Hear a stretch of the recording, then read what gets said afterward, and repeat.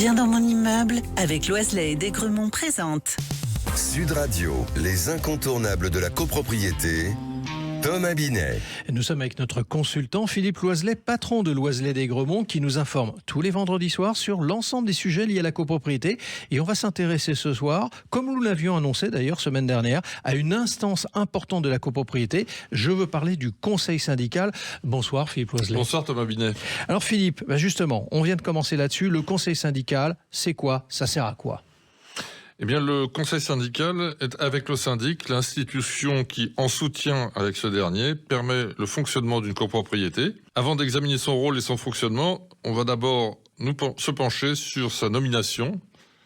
Le tout est décrit par un très long article 21 de la loi du 10 juillet 1965 sur la copropriété qui prévoit les règles de fonctionnement et de nomination du conseil syndical. Alors on va commencer par les fondamentaux. Je me dirais même, le commencement.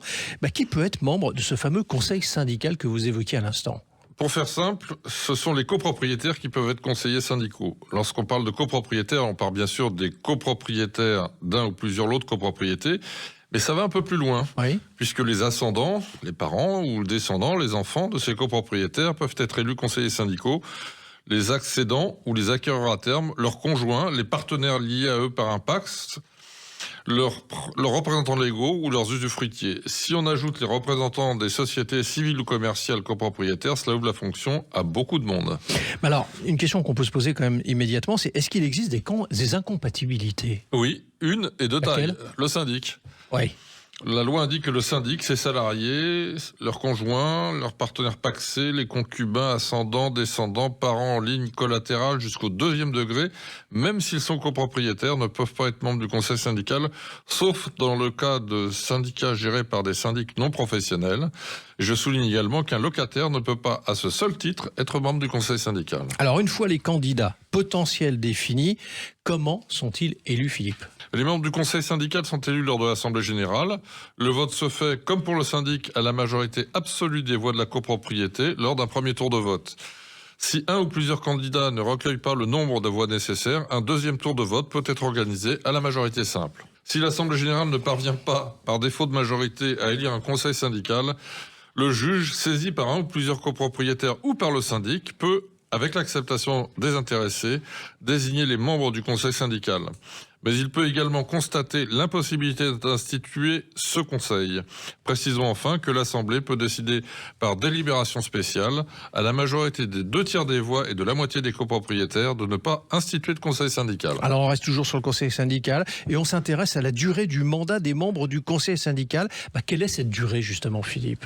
Comme pour le syndic, la durée du mandat des membres du conseil syndical est fixée par l'Assemblée générale ou par le règlement de copropriété. Elle est d'1, 2 ou 3 années et il est habituel que les membres puissent être réélus à l'issue de leur mandat. Et quel est votre conseil sur ce sujet de la durée? Parce que c'est un sujet a priori. Oui, si la durée est fixée par le règlement de copropriété, il faut se conformer à cette règle. Sinon, je pense qu'un mandat de 3 ans évite des discussions en assemblée générale, année après année.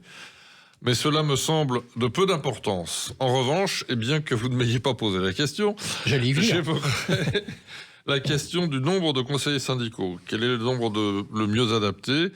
Comme pour la durée du mandat, il faut se conformer à la règle éventuellement prévue par le règlement de copropriété. Sinon, il vaut mieux prendre des décisions de bon sens. Alors justement, le bon sens, c'est quoi en la matière, Philippe? Il me semble que c'est de ne pas avoir un conseil syndical trop pléthorique. Oui.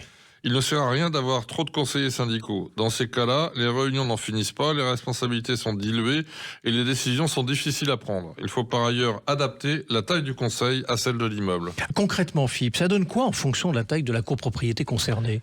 Dans une copropriété de 10 logements, 3 membres actifs seront plus efficaces que 6 membres qui ne le sont pas.